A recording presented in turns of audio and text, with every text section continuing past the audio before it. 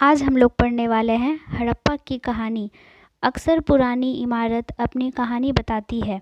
लगभग 150 साल पहले जब पंजाब में पहली बार रेलवे लाइनें बिछाई जा रही थी, तो इस काम में जुटे इंजीनियरों को अचानक हड़प्पा पुरा स्थल मिला, जो आधुनिक पाकिस्तान में है। उन्होंने सोचा कि यह एक ऐसा खंडर है जहां से अच्छी ईंटें मिलेंगी। यह सोचकर वे हड़प्पा के खंडहरों से हजारों ईंटें उखाड़ ले गए, जिससे उन्होंने रेलवे लाइनें बिछाई। इससे कई इमारतें पूरी तरह नष्ट हो गई। उसके बाद लगभग 80 साल पहले पुरातत्वविदों ने इस स्थल को ढूंढा और तब पता चला कि यह खंडहर उपमहाद्वीप के सबसे पुराने शहरों में से एक है। चूँकि इस नगर की खोज सबसे पहले हुई थी, इसलिए बाद में मिलने वाले इस तरह के सभी पुरास्थलों में जो इमारतें और चीज़ें मिली, उन्हें हड़प्पा सभ्यता की इमारतें कहा गया। इन शहरों का निर्माण लगभग 4700 साल पहले हुआ था। आइए अब देखते हैं इन नगरों की कुछ विशेषताओं के बारे में। इन नगरों की विशेषता क्या थी? इन नगरों में से कई 2 या उससे ज़्यादा हिस्से में विभाजित किया गया था। प्रायः पश्चिमी भाग छोटा था लेकिन ऊंचाई पर बना था, और पूर्वी हिस्सा बड़ा था लेकिन यह निचले इलाके में था। ऊंचाई वाले भाग को पुरातत्वविदों ने नगर दुर्ग कहा है और निचले हिस्से को निचला नगर कहा है। दोनों हिस्सों की 4 दीवारियाँ पक्की ईंटें की बनाई जाती थी। इसकी ईंटें इतनी अच्छी पकी थी कि हजारों साल बाद आज तक उनकी दीवारें खड़ी रही। दीवार बनाने के लिए ईंटों की चिनाई इस तरह करते थे जैसे कि दीवारें खूब मजबूत रहे। कुछ नगरों के नगर दुर्ग में कुछ खास इमारतें बनाई गई थी। मिसाल के तौर पर मोहनजोदड़ो में खास तालाब बनाया गया था, जिसे पुरातत्वविदों ने महान स्नानागार कहा है। इस तालाब को बनाने में ईंट और प्लास्टर का इस्तेमाल किया गया था। इसमें पानी का रिसाव रोकने के लिए प्लास्टर के ऊपर चारकोल की परत चढ़ाई गई थी। इस सरोवर में 2 तरफ से उतरने के लिए सीढ़ियां बनाई गई थी और चारों ओर कमरे बनाए गए थे। इसमें भरने के लिए पानी कुएं से निकाला जाता था। उपयोग के बाद इसे खाली कर दिया जाता था। शायद यहाँ विशिष्ट नागरिक विशेष अवसरों पर स्नान किया करते थे। कालीबंगा और लोथल जैसे अन्य नगरों में अग्निकुंड मिले हैं, जहाँ संभवतः यज्ञ किए जाते होंगे। हड़प्पा, मोहनजोदड़ो और लोथल जैसे कुछ नगरों में बड़े बड़े भंडार गृह मिले हैं। आइए अब इन हड़प्पा सभ्यता के भवन, नाले और सड़कों के बारे में पढ़ें। इन नगरों के घर आमतौर पर 1 या 2 मंजिले होते थे। घर के आंगन के चारों ओर कमरे बनाए जाते थे। अधिकांश घरों में एक अलग स्नान घर होता था और कुछ घरों में कुएं भी होते थे। कई नगरों में ढके हुए नाले थे। इन्हें सावधानी से सीधी लाइन में बनाया जाता था। हर नाली में हल्की ढलान होती थी ताकि पानी आसानी से बह सके। अक्सर घरों की नालियों को सड़कों की नालियों से जोड़ दिया जाता था, जो बाद में बड़े नालों में मिल जाती थी। नालों के ढके होने के कारण इनमें जगह जगह पर मेन होल बनाए गए थे, जिनके जरिए इनकी देखभाल और सफाई की जा सके। घर, नाले और सड़कों का निर्माण योजनाबद्ध तरीके से एक साथ ही किया जाता था। आइए अब हड़प्पा सभ्यता की नगरीय जीवन के बारे में पढ़ें। हड़प्पा के नगरों में बड़ी हलचल रहा करती होगी। यहाँ पर ऐसे लोग रहते होंगे जो नगर की खास इमारतें बनाने की योजना में जुटे रहते थे। ये संभवतः यहाँ के शासक थे। ये भी संभव है कि ये शासक लोगों को भेजकर दूर दूर से धातु, बहुमूल्य पत्थर और अन्य उपयोगी चीज़ें मंगवाते थे। शायद शासक लोग खूबसूरत मनकों तथा सोने चांदी से बने आभूषणों जैसी कीमती चीज़ों को अपने पास रखते होंगे। इन नगरों में लिपिक भी होते थे, जो मुहरों पर तो लिखते ही थे और शायद अन्य चीज़ों पर भी लिखते होंगे जो बच नहीं पाई है। इनके अलावा नगरों में शिल्पकार स्त्री पुरुष भी रहते थे जो अपने घरों या किसी उद्योग स्थल पर तरह तरह की चीज़ें बनाते होंगे। लोग लंबी यात्राएं भी करते थे और वहां से उपयोगी वस्तुएं लाते थे और साथ ही लाते थे सुदूर देशों की किस्से कहानियाँ। मिट्टी से बने कई खिलौने भी मिले हैं जिनसे बच्चे खेलते थे। आइए अब पढ़ते हैं नगर और नए शिल्पों के बारे में। आओ अब कुछ ऐसी चीज़ों के बारे में अध्ययन करें जो हड़प्पा के नगरों से प्राप्त हुई है। पुरातत्वविदों का जो चीज़ें वहाँ मिली है उनमें अधिकतर पत्थर, शंख, तांबे, कांसे, सोने और चांदी जैसी धातुओं से बनाई गई थी। तांबे और कांसे से औजार, हथियार, गहने और बर्तन बनाए जाते थे। सोने और चांदी से गहने और बर्तन बनाए जाते थे। यहाँ मिली सबसे आकर्षक वस्तुओं में मनके, बाट और फलक है। हड़प्पा सभ्यता के लोग पत्थर के मुहरे बनाते थे। इन आयताकार मुहरों पर सामान्यतः जानवरों के चित्र मिलते थे। हड़प्पा सभ्यता के लोग काले रंग से डिज़ाइन किए हुए खूबसूरत लाल मिट्टी के बर्तन बनाते थे। इनमें से अधिकांश वस्तुओं का निर्माण विशेषज्ञों ने किया था। विशेषज्ञ उसे कहते हैं जो किसी खास चीज़ को बनाने के लिए खास प्रशिक्षण लेता है, जैसे पत्थर तराशना, मनके चमकाना या फिर मुहरों पर पच्चीकारी करना।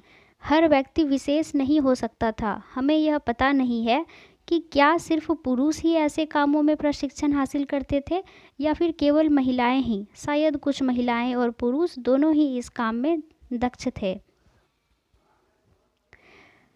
कच्चे माल की खोज में। आइए अब कुछ कच्चे माल की खोज में के बारे में अध्ययन करते हैं। कच्चा माल उन पदार्थों को कहते हैं जो या तो प्राकृतिक रूप से मिलते हैं या फिर किसान या पशुपालक उनका उत्पादन करते हैं, जैसे लकड़ी या धातुओं के अयस्क प्राकृतिक रूप से उपलब्ध कच्चे माल है।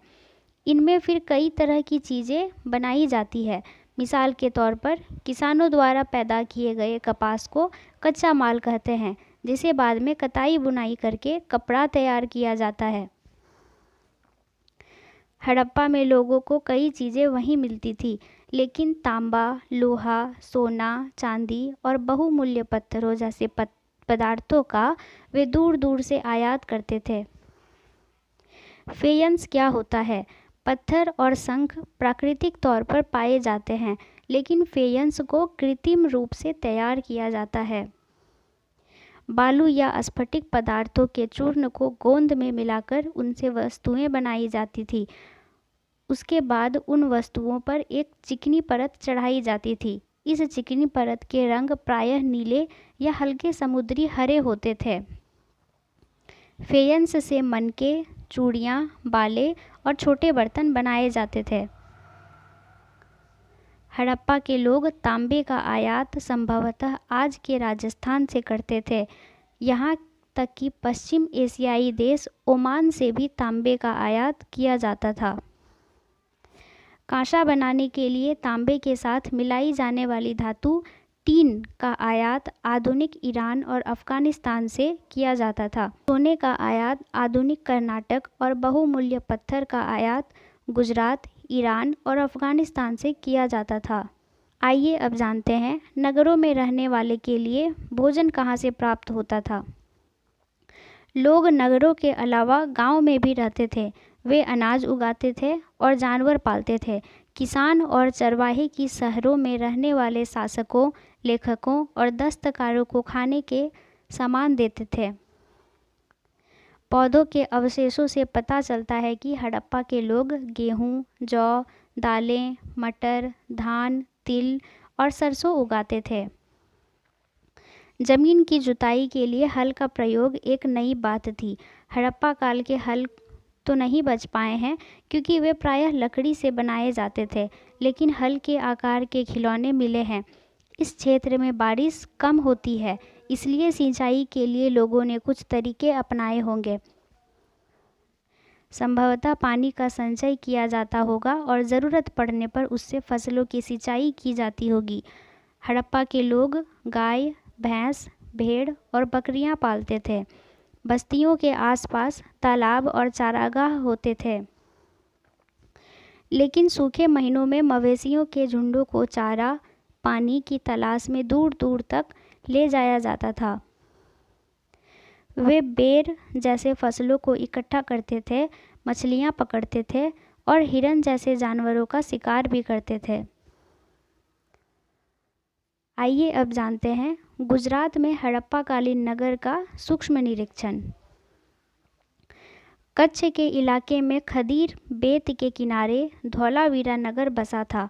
वहाँ साफ पानी मिलता था और ज़मीन उपजाऊ थी। जहाँ हड़प्पा सभ्यता के कई नगर 2 भागों में विभक्त थे, वहीं धौलावीरा नगर के 3 भागों में बांटा गया था। इसके हर हिस्से के चारों ओर पत्थर की ऊंची ऊंची दीवार बनाई गई थी। इसके अंदर जाने के लिए बड़े बड़े प्रवेश द्वार थे। इस नगर में एक खुला मैदान भी था जहां सार्वजनिक कार्यक्रम आयोजित किए जाते थे। यहाँ मिले कुछ अवशेषों में हड़प्पा लिपि के बड़े बड़े अक्षरों को पत्थरों में खुदा पाया गया है। इन अभिलेखों को संभवतः लकड़ी में जड़ा गया था। यह एक अनोखा अवशेष है क्योंकि आमतौर पर हड़प्पा के लेख मुहर जैसी छोटी वस्तुओं पर पाए जाते हैं।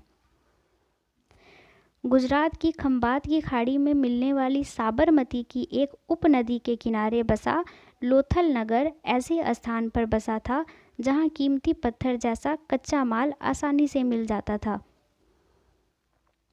यह पत्थरों, शंखों और धातुओं से बनाई गई चीज़ों का एक महत्वपूर्ण केंद्र था। इस नगर में एक भंडार गृह भी था। इस भंडार गृह से कई मुहरे और मुद्रांकन या मुहरबंदी मिले हैं। यहाँ पर एक इमारत मिली है जहाँ संभवतः मनके बनाने का काम होता था। पत्थर के टुकड़े, अध बने मनके बनाने वाले उपकरण और तैयार मनके भी यहाँ मिले हैं। आइए अब जानते हैं सभ्यता के अंत का रहस्य। लगभग 3900 साल पहले एक बड़ा बदलाव देखने को मिला है।